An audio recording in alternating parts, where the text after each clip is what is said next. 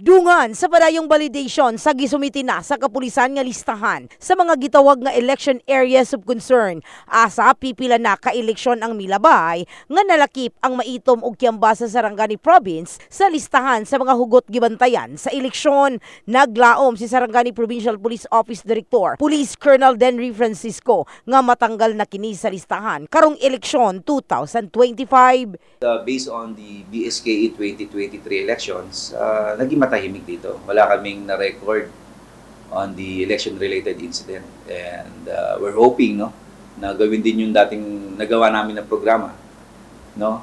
We encourage all the candidates into a peace covenant. May mga activities kami.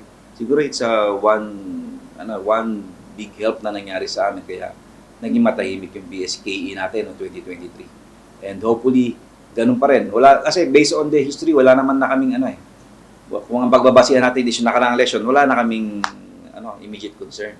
Sa mga nakalabing eleksyon, naklasipika isip hotspot area ang Kiamba ug Maitom. Samtang panawagan ni Attorney Wilfredo J. Balisado, ang Regional Director sa COMELEC 12, ngadto sa mga kandidato nga magpakita og decency, partikular na atol sa campaign period. Looking at the politicians ato sa Region 12, I think we are in a way ba nga mature ta mga kandidato nato.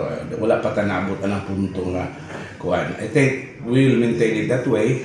So panawagan ako sa ato mga kandidato po in the start of campaign period, ato lang i-observe ang decency and kuan ba kanang good exchange of kanang debate o mahimo para lami lang ato mga supporters kalma lang po para sa elections. Gitakda usab ang pulong tali sa COMELEC 12 Armed Forces of the Philippines og PNP sa Nobyembre ning tuiga. In the heart of changing lives. Kini sa Brigada Richelle Gubalani. Brigada News.